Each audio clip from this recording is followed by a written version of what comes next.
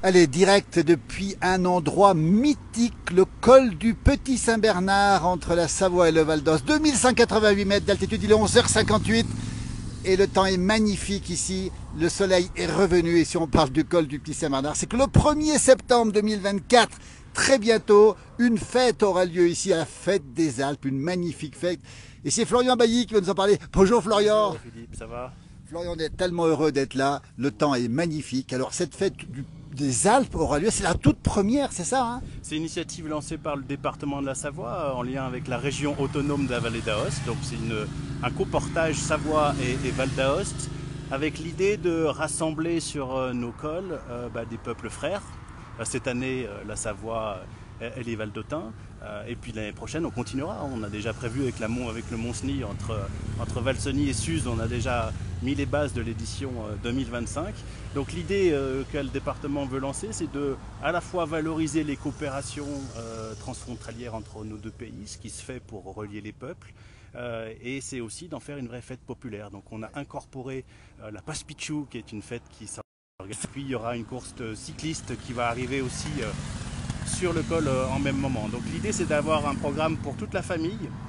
Vous pouvez venir, il y aura des navettes soit depuis la vallée, soit depuis les parkings relais ici sur le col, et puis d'être en déambulation. On a voulu pas avoir un seul site où tout se passe, mais il y aura l'hospice d'un côté, un pied en France avec l'hospice, les jardins de la Chanousia et des balades commentées qui partiront de la France, et puis un autre pied de la fête côté Val d'Aoste, avec le village Paspichou, où là ça sera un village une fête populaire avec des stands, avec des animations folkloriques et des conférences l'après-midi. Donc il y aura de quoi s'occuper pour toute la journée sur ce 1er septembre. 1er septembre 2024 avec Florian Bailly, on le rappelle ici, cette fête magnifique, cette fête des Alpes. Hein.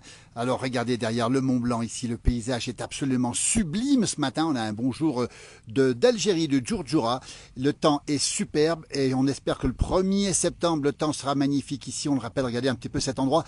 On rappelle qu'on peut venir, on peut se garer, Florian l'a dit, on a des navettes qui vont permettre aux gens de venir et on peut s'inscrire à l'avance. Comment on peut faire les inscriptions? Il y a certaines activités qui vont nécessiter des inscriptions, que ce soit les balades, les ateliers culinaires, pour que ce soit bien organisé.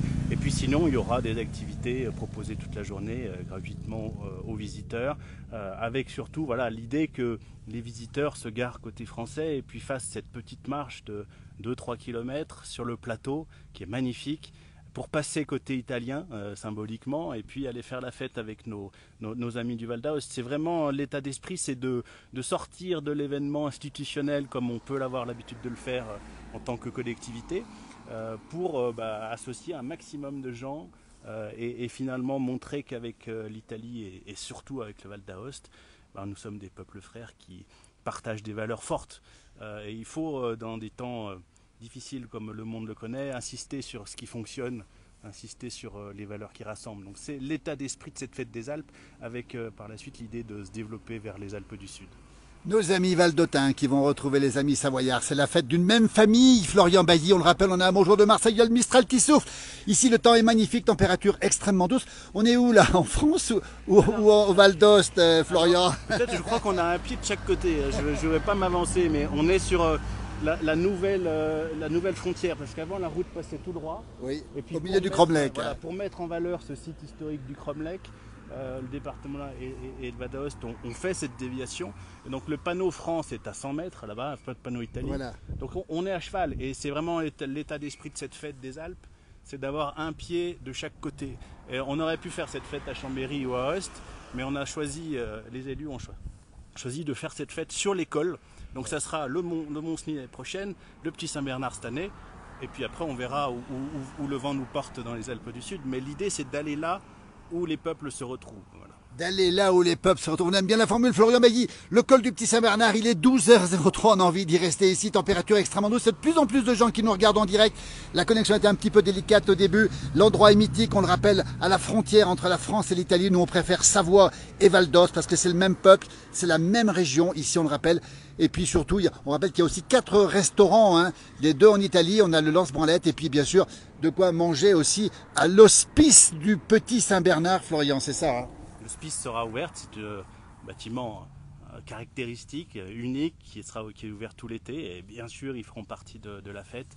Mais effectivement, les 3 autres restaurateurs seront là pour accueillir les visiteurs. On attend plus de 2 ou 3 000 personnes sur cette fête, parce que la Passe Pichou, qui a fait le plaisir de venir avec nous, elle attire beaucoup. Et nous, département de la Savoie, avec la région de Vallée d'Aoste, mais aussi avec la Rosière, avec C, avec Montvalaisan, on a fait l'effort de communication pour essayer de marquer le coup sur cette édition de lancement, et puis bien dire aux gens que notre ambition, c'est de faire vivre cette fête des Alpes franco-italienne sur le long terme, et avec l'idée de tourner notre regard jusqu'à Nice et les Alpes du Sud. On prend rendez-vous pour l'année prochaine. On a dit le Mont-Cenis, après on va descendre ensuite à Marseille, 26 degrés, on s'en rapproche. Regardez les fleurs qui sont présentes ici, un alpage absolument magnifique ici. Regardez le col du Petit Saint-Bernard en direct et le Mont Blanc qu'on voit là-bas au fond, en toile de fond évidemment. C'est-à-dire que l'endroit est magnifique, on attend le beau temps, mais apparemment, d'après la météo, d'après nos informations, Florian,